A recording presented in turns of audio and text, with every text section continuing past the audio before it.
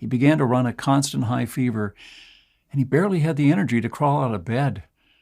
Every time he called 911 to ask for an ambulance, he always got a busy tone probably because the hospitals in the area had lost power and were already overcrowded with hundreds of sick and injured people.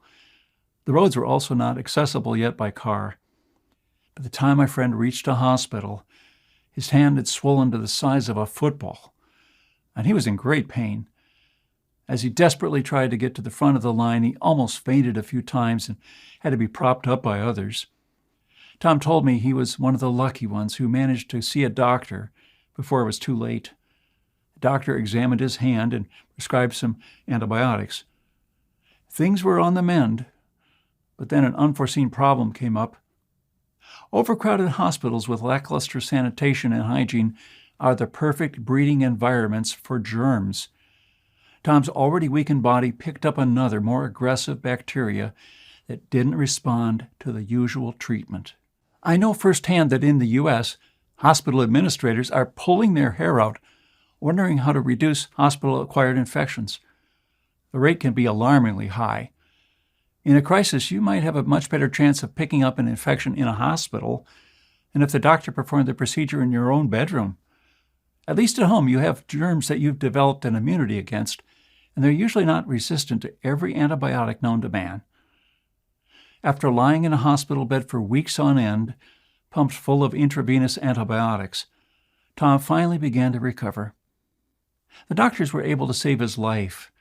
Others were not so fortunate, and despite what the media and government would have you believe, the greatest number of casualties after Katrina were not caused by the flooding itself, but by the infections in the medical crisis that followed. That's why every person should have some antibiotics stockpiled at home. In a crisis, it may be too late to find out what you really need, or doing so may put you in harm's way. If Tom would have had just a few antibiotics at home, he would have never had to leave his house. How do you stockpile enough life-saving antibiotics without a prescription? When there were no more antibiotics in hospitals and pharmacies across Venezuela, doctors there discovered fish and bird antibiotics could be used to treat their patients. Believe it or not, they have the same active substances found in human antibiotics. Every capsule of fish mox, for example, contains nothing but 250 milligrams of amoxicillin, the same substance found in amoxicillin capsules for humans. A substance is a substance after all. Most importantly, they don't require a prescription. You can order a month's supply for just $10 online or from a pet store almost anywhere in America. Plus, you can stockpile as many of them as you please because they keep good for years. If one day your life or the life of someone you love were to depend on it, how would you feel knowing you could still have this ace in the hole? Of course, you should always take human antibiotics if they're still available, and only after consulting a doctor.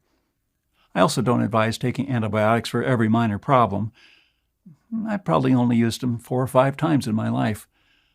Now, I suspect that you, like many other people, have a small medicine cabinet at home. Maybe it's not fully stocked, but at least you have some painkillers, an anti-inflammatory, or some other medication you need in there. Just imagine that's all gone tomorrow and you can't buy any more. What will you do? My guess is that sooner or later, you'll do what they did in Venezuela.